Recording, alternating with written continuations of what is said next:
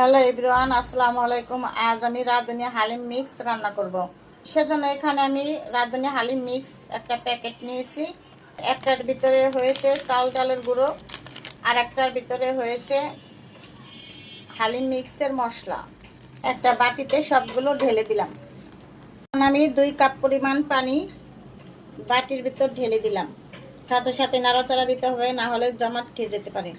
নাড়াচাড়া দিয়ে এখন আমি 15 মিনিট রেস্টে রেখে দেব। রাঁধুনি হালিম মিক্স রান্না করার জন্য এখানে আমি হাফ কেজি গরুর গোস্ত নিয়েছি। আপনারা চাইলে মুরগির গোস্ত নিতে পারেন, কোনো সমস্যা নেই। এখন আমি চুলায় একটা প্যান বসিয়ে দিলাম। পরিমাণ মতন সয়াবিন তেল দিয়ে দিলাম মাঝারি সাইজের 3টা পেঁয়াজ কুচি। পেঁয়াজগুলোকে ভালোভাবে নাড়াচাড়া দিয়ে দিলাম। পেঁয়াজগুলো যখন ভালোভাবে নাড়াচাড়া দিয়ে একটু বাদামি কালার হয়ে আসবে, দিয়ে দিলাম 1 টেবিল চামচ আদা রসুন বাটা। আদা রসুন বাটা একটু ভেজে নিলাম। মশলা কষানোর জন্য অল্প পরিমাণ পানি দিয়ে দিলাম। হাফ টেবিল চামচ মরিচের গুঁড়ো, দিয়ে দিলাম স্বাদ মতন লবণ, আর দিয়ে দিলাম 2 টেবিল চামচ হালিম মিক্সের মশলাগুলো। আমি ভালোভাবে নাড়াচাড়া দিয়ে দিলাম। মশলাগুলো ভালোভাবে নাড়াচাড়া দিয়ে কষিয়ে এখন ধুয়ে রাখা গোস্তগুলো দিয়ে দিলাম।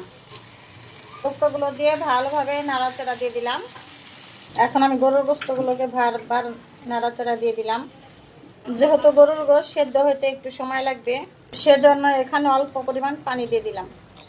অল্প পরিমাণ পানি দিয়ে নাড়াচাড়া দিয়ে ঢাকনার সাহায্যে ঢেকে দিলাম। ঢাকনা সরিয়ে নিলাম। গোস্তগুলো ভালোভাবে নাড়াচাড়া দিয়ে দিলাম। গোস্তগুলো কষানো হয়ে গেছে, তেল উঠে গেছে। এখন আমি পরিমাণ মতন পানি দিয়ে দিলাম। বলক ওঠা আগ মুহূর্ত অপেক্ষা করব।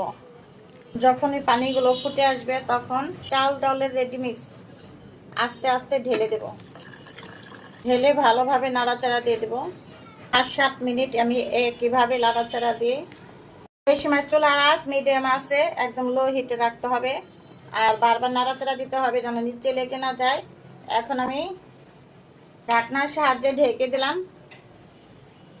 এখন আমি ঢাকনা সরিয়ে নিলাম। এর মাঝে আমি 3-4 বার নাড়াচাড়া দিয়ে দিচ্ছি যেন নিচে লেগে না যায়। সেজন্য আমি যে উঠিয়ে রাখছিলাম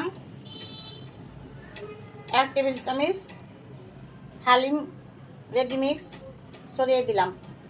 হালিম মিক্স রাঁধুনি দিয়ে ভালোভাবে নাড়াচাড়া দিয়ে দিলাম যেন ফ্লেভার ভালো আসে। সেজন্য মশলাগুলো দিয়ে ভালোভাবে নাড়াচাড়া দিয়ে মিশাতে হবে।